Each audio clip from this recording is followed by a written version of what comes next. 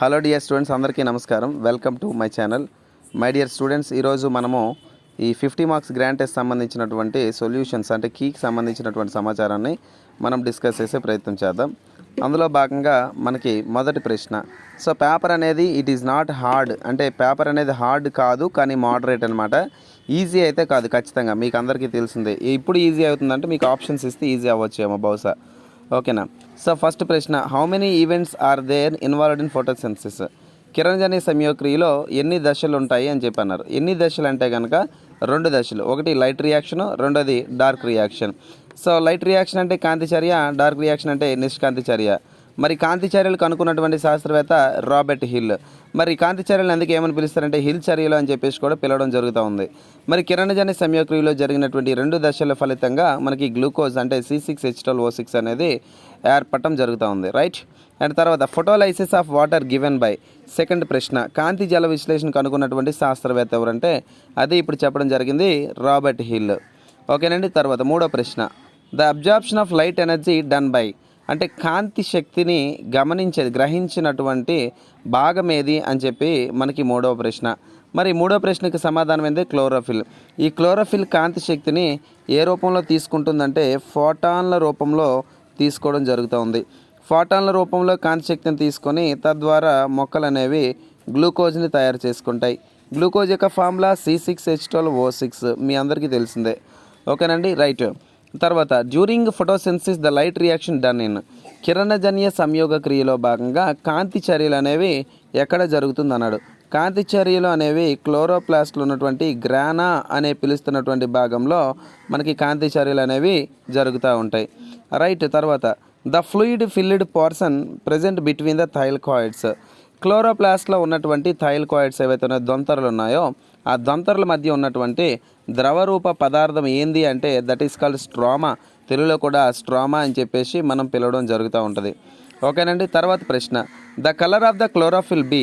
Chlorophyll B యొక్క colour ఏంటంటే yellowish green. ఓకేనండి, ఎల్లో ఇష్ గ్రీన్ అనేది మనకి క్లోరోఫిల్ బి యొక్క రంగుగా మనం చెప్తూ ఉంటాం, రైట్. తర్వాత ప్రశ్న తీసుకుంటే during photosynthesis CO2 is reduced to అని అన్నారండి. కిరణజన్య సంయోగ క్రియలో CO2 క్షయకరణం చెంది ఎలా మారుతుంది అని అడగడం జరిగింది. సో దీనికి ఆన్సర్ ఏంటంటే కార్బోహైడ్రేట్స్ అని చెప్పి అంటామండి. కార్బోహైడ్రేట్లుగా పిండి పదార్థాలుగా మారుతూ ఉంటుంది. తర్వాత డార్క్ రియాక్షన్ డన్ ఇన్ అన్నాడు. అంటే నిష్కాంతి చర్యలు అనేవి ఎక్కడ జరుగుతుంది అని చెప్పి అన్నాడండి.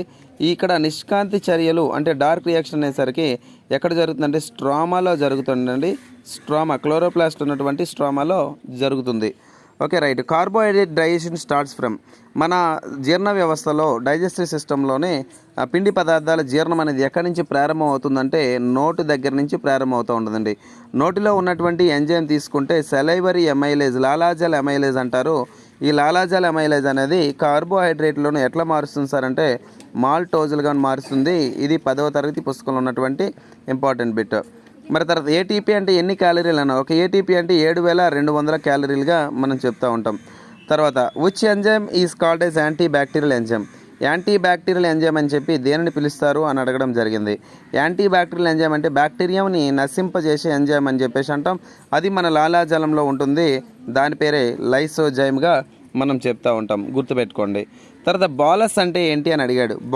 బాలస్ అంటే ఏంటంటే మన నోటిలో ఉన్నటువంటి ఆహారము ప్లస్ నోటిలో ఉన్నటువంటి లాలాజలం ఈ రెండు కలిపి అంటే ఫుడ్ ప్లస్ సెలైవాని మనం బాలస్ అంటాం. తర్వాత జీర్ణాశయంలో పాక్షికంగా జీర్ణమైనటువంటి ఆహారాన్ని ఏమంటారు? Partially digested food in the stomach is called as ఖైమ్. ఓకేనండి, పార్షియల్లీ డైజెస్టెడ్ ఫుడ్, సగం డైజెస్ట్ అయిన ఫుడ్ని ఏమని పిలుస్తారంటే ఖైమ్ అని చెప్పి పిలుస్తూ ఉంటారు. తర్వాత డాష్ ఎంజైమ్ డైజెస్ట్ ఫ్యాట్స్. కొవ్వులను జీర్ణం చేసే ఎంజైమ్ ఏదంటే లైఫేజ్ అంటాము. ఇది మనకి 10th క్లాస్ NCERT మొదటి పాఠమైనటువంటి లైఫ్ ప్రాసెస్లో న్యూట్రిషన్ అని పిలుస్తున్న భాగం అంటే పోషణ అనే భాగంలో మనకు కనబడుతూ ఉంటుంది. ఓకేనండి, ఇది మొదటి 14 బిట్ల యొక్క ఎక్స్ప్లెనేషన్. మరి 15వ బిట్కి మనం వెళ్ళే ప్రయత్నం చేద్దాం. 15వ బిట్ చూడండి. విల్లై ఈజ్ ప్రెజెంట్ ఇన్ అన్నాడు.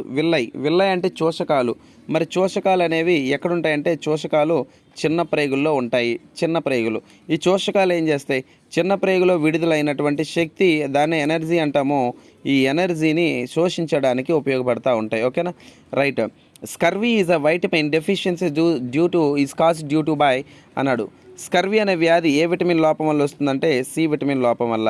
సి విటమిన్ ఈ యొక్క శాస్త్రీయ నామం రసాయన నామం వచ్చేసరికి ఆస్కార్బిక్ ఆమ్లము అని చెప్పేసి మనం పిలవడం జరుగుతుందండి. ఆస్కార్బిక్ ఆమ్లము. తర్వాత ఈసోఫాగస్ షోస్ డాష్ మూమెంట్స్ అంటే ఈసోఫాగస్ అంటే అన్నవాహిక అంటారు. అన్నవాహికలో వచ్చే చలనాలను ఏమంటారంటే పెరిస్టాలిక్ చలనాలు అంటారు. పెరిస్టాలిక్ చలనాలు అంటే మనకి తరంగం లాంటి వేవ్ లైక్ మూమెంట్స్ కనిపిస్తూ ఉంటాయి. తర్వాత islets of Langerhans belongs to which organ. Islets of Langerhans అని పిలుస్తున్నటువంటి లాంగ్రాన్స్ పుటికలు అనేటువంటి పిలుస్తున్నటువంటి కణాలు ఏ భాగానికి చెందినవి అని అడిగాడండి. ఇది క్లామం అనే పిలుస్తున్నటువంటి గ్రంథికి సంబంధించినవి. అదేవిధంగా క్లామం అంటే మనం ఇంగ్లీష్లో ప్యాంక్రియాస్ అని చెప్పేసి మనం పిలవడం జరుగుతూ ఉంటుందండి. తర్వాత during digestion carbohydrates break down అంటూ జీర్ణం అయ్యేటప్పుడు కార్బోహైడ్రేట్లను ఎలా మారుతాయి అని చెప్పేసి అడగడం జరిగిందండి. ఎట్లా మారుతాయంటే మాల్టోజ్ గాను, అదేవిధంగా డెక్స్ట్రోజ్ గాను, అదేవిధంగా డెక్స్ట్రిన్లు గాను మారడం జరుగుతుంది. ఇంపార్టెంట్ బిట్, ఇది గుర్తుపెట్టుకోవాలి. తర్వాత గ్యాస్ట్రిక్ జ్యూస్ మీన్స్ జీర్ణరసము అంటే ఏంటి అని అంటే కనుక జీర్ణరసం అంటే హెచ్సిఎల్లో, అదేవిధంగా జీర్ణాశయంలో విడుదలయ్యే పెప్సిన్తో పాటుగా జీర్ణాశయంలో ఉన్నటువంటి మ్యూకస్ లేదా శ్లాష్మము, దీనిని మనం గ్యాస్ట్రిక్ జ్యూస్ అంటారు. ఓకే. తర్వాత during respiration the break down of glucose by dash process. శ్వాసక్రియలోని గ్లూకోజ్ అనేది విచ్ఛిన్నమయ్యే పద్ధతిని మనం ఏమని పిలుస్తామంటే కనుక దాన్నే గ్లైకాలసిస్ అంటారు. దీన్ని కనుక్కున్నటువంటి శాస్త్రవేత్త ఎవరంటే ఎంబడెన్ అంటారు. ఈ ఎంబడెన్కు నోబెల్ బహుమతి కూడా లభించడం జరిగిందంట. తర్వాత మరి energy which is released in respiration, శ్వాసక్రియలో ఉత్పత్తి అయ్యే శక్తి అనేది ఎక్కడ నిల్వ ఉంటుంది అని అడగడం జరిగిందండి. ఎక్కడ నిల్వ ఉంటుందండి? మైటోకాండ్రియాలో నిల్వ ఉండడం అనేది జరుగుతూ ఉంటుంది. ఓకేనండి. మైటోకాండ్రియా ఇంపార్టెంట్, గుర్తుపెట్టుకోండి.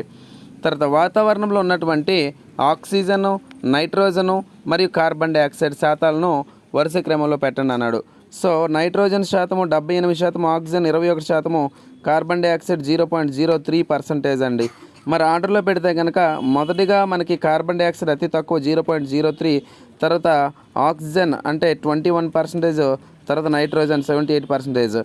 ఆర్డర్ ఏంటంటే 0.03, 21, 78 అంటే కార్బన్ డైఆక్సైడ్, నైట్రోజన్ మరియు ఇక్కడ ఉన్నటువంటి వాతావరణంలో ఉన్నటువంటి ఫస్ట్ కార్బన్ డైఆక్సైడ్ వచ్చిందండి. కార్బన్ డైఆక్సైడ్ తర్వాత ఆక్సిజన్, తర్వాత నైట్రోజన్ అనమాట. ఏరోబిక్ రెస్పిరేషన్ డన్ ఇన్ అన్నాడు. అంటే వాయు శ్వాసక్రియ ఎక్కడ జరుగుతుంది సార్ అంటే ఏరోబిక్ రెస్పిరేషన్ అనేది మైటోకాండ్రియాలో జరుగుతుంది. మైటోకాండ్రియాలో వాయు శ్వాసక్రియ జరుగుతుందంట. అండ్ అదేవిధంగా నెక్స్ట్ బిట్ తీసుకుంటే ద రెడ్ కలర్ ఓకేనా ఆఫ్ ద బ్లడ్ ఆఫ్ ఎర్త్వం. వానపాములో రక్తం ఎరుపు రంగులో ఉండగల కారణం ఏంటంటే హీమోగ్లోబిన్. కానీ హీమోగ్లోబిన్ డైరెక్ట్ ఆన్సర్ కాదు. ఎందుకంటే వానపాములో హీమోగ్లోబిన్ అనేది కరిగిన స్థితిలో ఉంటుంది. డిజాల్వ్డ్ స్టేట్ ఆఫ్ హీమోగ్లోబిన్ అనాలి ఆన్సర్. కరిగి ఉన్న స్థితిలో ఉన్నటువంటి హీమోగ్లోబిన్ అనాల. తర్వాత ఊపిరితిత్తుల యొక్క క్రియాత్మక మరియు నిర్మాణాత్మక ప్రమాణం structural and functional unit of lungs ఏంటి అంటే కనుక దట్ ఈస్ యాల్వియోలై అంటారు. తెలుగులో తీసుకుంటే వాయుగోనులు అని చెప్పేసి చెప్పడం జరుగుతుందండి. మరి మీ కీ ఎక్స్ప్లెయిన్ చేయడం కోసం ఏంటంటే వీడియో అనేది ఇట్లా తీసుకోవడం జరిగింది. డిజిటల్ బోర్డు అందుబాటులో లేదు, ఎందుకంటే కీ అనేది మీకు చెప్పాలనే ఉద్దేశంతోనే ఇట్లా మీకు అందించడం జరుగుతూ ఉంది. శ్వాసక్రియ రేటు అనగా అంటా ఉన్నాము. శ్వాసక్రియ రేట్ అంటే ఏంటండి? ఒక నిమిషంలోనే ఎన్నిసార్లు గాలి పీల్చుకుని విడిచిపెడతామో అదే శ్వాసక్రియ rate. Number of breathing done in a minute. ఒక నిమిషంలో జరిగే శ్వాసక్రియ ఎన్నిసార్లు శ్వాస పీల్చుకుంటే దాన్ని శ్వాసక్రియ రేటు అని చెప్పి అంటాం. During exhalation of air the diaphragm becomes. అండి లోపల నుంచి గాలి బయటకు విడిచిపెట్టేటప్పుడు ఊపిరితిత్తుల కింద ఉన్నటువంటి డయాఫ్రమ్ అనేది ఇలా డోమ్ ఆకారంలో వస్తూ ఉంటుంది అనమాట. కాబట్టి నిశ్వాసం సమయంలో గాలి బయటకు విడిచిపెట్టడం నిశ్వాసం అంటాం. నిశ్వాస సమయంలో ఈ డయాఫ్రమ్ లేదా ఉదర వితానం లేదా విభాజక పటలం అనేది డోమ్ షేప్లో ఉండడం జరుగుతుంది. ఓకేనండి, ఇది గుర్తుపెట్టుకోండి. 28 బిట్స్కి సంబంధించినటువంటి ఎక్స్ప్లెనేషన్.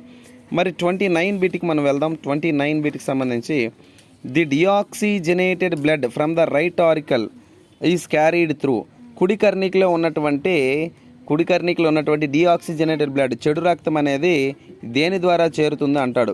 అది సుపీరియర్ వెనా కేవా అని చెప్పేసి మనం పిలవడం జరుగుతుందండి. 10వ తరగతిలో ఈ బిట్ ఎక్స్ట్రాడినరీ బిట్. సో దీన్ని ఏమంటారంటే పూర్వ మహాశిర అని చెప్పేసి అంటాం. Value of hyper tension. సాధారణంగా బీపీ ఎంత, సాధారణ బీపీ ఎంత అని అంటే హైపర్ టెన్షన్ అన్నాడండి. సాధారణ బీపీ అయితే 120/80, కానీ ఎక్కువ అవ్వాలి కదా, 160/90 అనేది ఏదైతే ఉందో ఇది హైపర్ టెన్షన్. హై బీపీ అంటే ఇది హై బీపీ యొక్క value. Arteries and veins can be interconnected by. ధమనులు సిరలు దేని ద్వారా కలుస్తాయి అన్నాడు. ధమనులు సిరలు దేని ద్వారా కలుస్తాయి అంటే రక్తకేశ నాళికలు అని చెప్పేసి మనం పిలవడం జరుగుతుంది. వాటినే బ్లడ్ క్యాపిల్లరీస్ అని చెప్పేసి మనం ఏమని చెప్తామంటే వాటిని బ్లడ్ క్యాపిల్లరీస్ అని చెప్పేసి మనం చెప్పడం జరిగింది.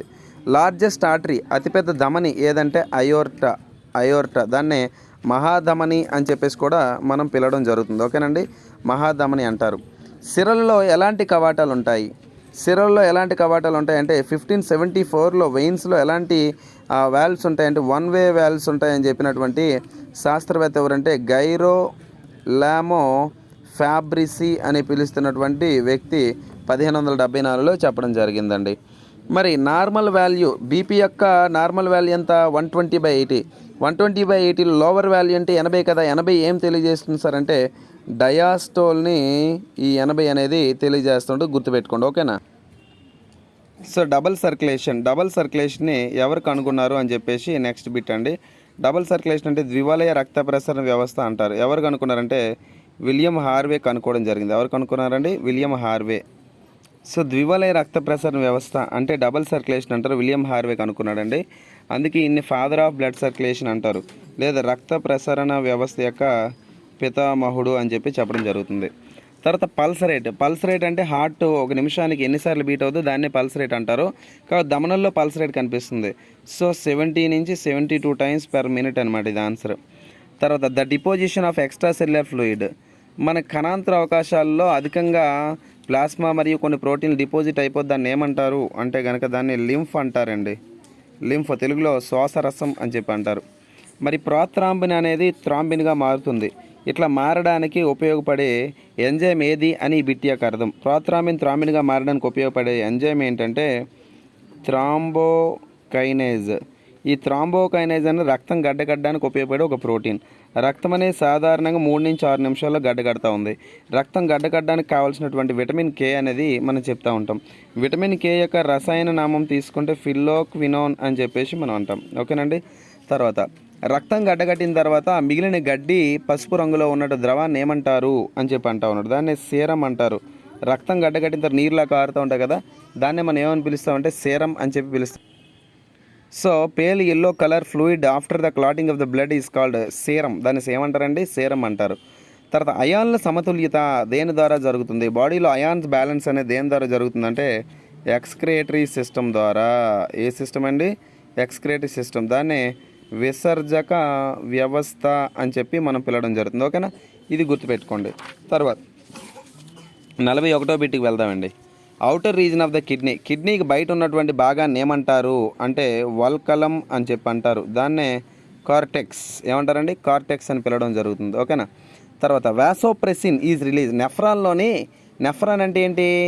వాటర్ని ఫిల్టర్ చేసేది కదా. నెఫ్రాన్లోని వాసోప్రెసిన్ ఎక్కడ రిలీజ్ అవుతుంది అన్నాడు. డిసిటి, డిస్టల్ కన్వల్యూటెడ్ ట్యూబ్యూల్ అంటారు. దాన్నే దూరస్థ సంవలిత నాళము అని చెప్పి అంటారు. ఏమంటారండి? దూరస్థ సంవలిత నాళం అని చెప్పి చెప్తూ ఉంటారు. ఓకేనా. 42వ బిట్. 43వ బిట్ అండి. ఇవ్వండి 43వ బిట్. దంతం లోపల ఉన్నటువంటి కుహరాన్ని ఏమంటారు అంటే పల్ప్ కుహరము, లేదా ఇంగ్లీష్లో పల్ప్ క్యావిటీ అని చెప్పేసి మనం చెప్పడం జరుగుతుంది. ఓకేనా. రైట్. ఊపిరితిత్తుల్లో ఉన్నటువంటి ఈ నిర్మాణాన్ని 44 బిట్కి వెళ్దాం. ఈ జీర్ణాశయంలో ఉన్నటువంటి ఈ జీర్ణాశయంలో మడతలను ఏమంటారంటే జఠర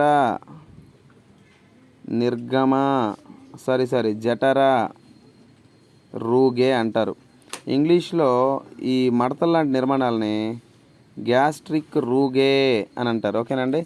తర్వాత ఈ ఊపిరితిత్తుల్లో ఉన్నటువంటి ఈ బ్రాంచ్ల్లో ఉన్నాయి కదా, వీటిలో ఏమంటారు? ఇంగ్లీష్లో బ్రాంకై అంటారు.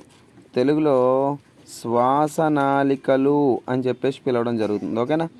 రైట్. మరి 46వ బిట్ తీసుకుంటే ఈ భాగాన్ని ఏమంటారంటే ఎడమ పుపుస సిర అంటారు. ఇంగ్లీష్లో లెఫ్ట్ పల్మనరీ వెయిన్ అని చెప్పి అంటారు. తర్వాత 47 ఈ వలయం ఏంటి అని అడుగుతూ ఉన్నాడు. ఇదేంది వలయం? ఊపిరితిత్తుల దగ్గర నుంచి రక్తం హృదయానికి వెళ్తుంది, మంచి రక్తం. హృదయం దగ్గర నుంచి బాడీ పార్ట్స్కి వెళ్తుంది. బాడీ పార్ట్స్లో వేస్ట్ బ్లడ్ ఎక్కడికి వస్తుంది? హార్ట్కి వస్తుంది. హార్ట్ దగ్గర నుంచి బ్లడ్ మళ్ళీ ఎక్కడికి వెళ్తుందండి? ఏరో మరి చూడండి, ఊపిరితిత్తులో ప్యూరిఫికేషన్. ఇదంతా ఏమంటారంటే దీన్ని కార్డియాక్ సైకిల్ అని చెప్పి అంటారు. చాలామంది డబల్ సర్క్యులేషన్ అనొచ్చు, ద్వివలయ రక్త ప్రసరణ వ్యవస్థ అంటారు. అది తప్పు. కార్డియాక్ సైకిల్ అంటే తెలుగులో ఏమంటారంటే హార్దిక వలయం. ఏమంటారండి? హార్దిక వలయం. మరి ఈ హార్దిక వలయాన్ని మొట్టమొదటిసారి కనుగొన్నటువంటి శాస్త్రవేత్త ఎవరు సార్ అంటే విలియం హార్వే అంటారు. తర్వాత చూడండి ఇక్కడ 48వ బిట్ అండి. 48వ బిట్లో యూరినరీ బ్లాడర్ కింద ఉన్నటువంటి ఈ పైప్ లైక్ స్ట్రక్చర్ ఏమన్నా మనం యురెత్రా అని ఇంగ్లీష్లో అంటారు. తెలుగులో తీసుకుంటే ప్రసేకం అని చెప్పి అంటారు. ఏమంటారండి? ప్రసేకం. రైట్. 49లో ఈ మూత్రపిండం మధ్యలో ఉన్నటువంటి ఈ భాగాన్ని ఏమంటారు అంటే పెల్విస్ అంటారు, లేదా రేనల్ పెల్విస్ అంటారు. తెలుగులో తీసుకుంటే వృక్క ద్రోణి అని పిలుస్తారు. ధోని కాదండి, వృక్క ద్రోణి, గుర్తుపెట్టుకోవాలి. ఓకేనా? రైట్. మరి 50 బిట్ లాస్ట్ బిట్కి వచ్చేద్దాం మరి. ఓకేనా? ఈ బిట్స్ రాయడానికి గంట పట్టింది, ఆన్సర్ చెప్పడానికి 15 నిమిషాలు పట్టింది అనమాట. సో లాస్ట్ బిట్కి వచ్చేసరికి మనకి ఇందులో ఎక్స్ప్లెనేషన్ తీసుకుంటే కనుక ఇది నెఫ్రాన్లో ఉన్నటువంటి చూడండి, ఈ చుట్టూ ఇలాగ చుక్కల్లో ఉన్నాయి చూసారా? ఈ చుక్కలు లాంటి నిర్మాణాల కణాలు అంటారు. ఈ కణాలు దేంతో తయారయ్యండి? ఉపకళా కణాలు. ఈ ఉపకళా కణాలకు చెందినటు రకం. అయితే ఉపకళా కణాలు నెఫ్రాన్లో ఉంటాయి. నెఫ్రాన్లో ఉన్నటువంటి ఉపకళా కణాలు లేదా ఎపిథీలియల్ సెల్స్ని ఏమని పిలుస్తారంటే పోడోసైట్స్ అని చెప్పి పిలుస్తారండి. ఏమని పిలుస్తారండి? పోడోసైట్లు అని చెప్పి పిలవడం జరుగుతుంది. ఓకేనా? ఇది గుర్తుపెట్టుకోండి. ఇప్పుడు నేనేమంటానంటే జెన్యున్గా ఎవరు అబద్ధం ఆడకుండా మీలో ఎంతమందికి 50/50 వచ్చాయి అనేది నాకు కామెంట్ బాక్స్లో కామెంట్ పెట్టండి. అదే పాటుగా 50/50 వస్తేనే పెట్టండి, లేదంటే పెట్టొద్దు. కానీ పేపర్ అనేది నాకు 2 ఆప్షన్స్ జెన్యున్గా చెప్పాలి. నేను మీకు ఇది పేపర్ ఈజీగా ఉంది అంటే నేను చాలా హార్డ్గా తయారు చేస్తాను. పేపర్ మోడరేట్గా ఉంది అంటే ఇదే లెవెల్ కంటిన్యూ చేస్తా. సో ఇప్పుడు మీరు కామెంట్ బాక్స్లో ఏం పెట్టాలంటే పేపర్ ఈజీగా ఉందా, లేదా హార్డ్గా ఉందా, లేదా మోడరేట్ మధ్యస్థంగా ఉందా? కామెంట్ బాక్స్లో ఈ మూడిట్లో ఏదో ఒకటి పెట్టండి. ఓకేనా? మీరు కామెంట్ బాక్స్లో పెట్టినటువంటి కామెంట్ బట్టే నేను తయారు చేయబోయే నెక్స్ట్ పేపర్ ఉంటుంది. కాబట్టి మైండ్లో పెట్టుకోండి. ఇది బయాలజీ. తర్వాత మరొక గ్రాండ్ టెస్ట్తో 50 మార్కుల గ్రాండ్ టెస్ట్తో మరొక ఎగ్జామ్లో మళ్ళీ మనం కలుద్దాం. అంతవరకు థ్యాంక్ యూ వెరీ మచ్. ఇప్పటిదాకా మన ఛానల్ని సబ్స్క్రైబ్ చేయని వారు ఉంటే సబ్స్క్రైబ్ చేయండి, లైక్ చేయండి. మీరు లైక్ చేయడం ద్వారా మరికొద్ది మందికి షేర్ అవుతుంది. తద్వారా మిగతా వాళ్ళందరికీ తెలుస్తూ ఉంది. నా యొక్క క్లాసెస్ అనేవి మరికొద్ది మందికి చేరే అవకాశం అనేది ఉంది. Right. Thanks for watching this video. Thank you very much. Have a nice day. Thank you all.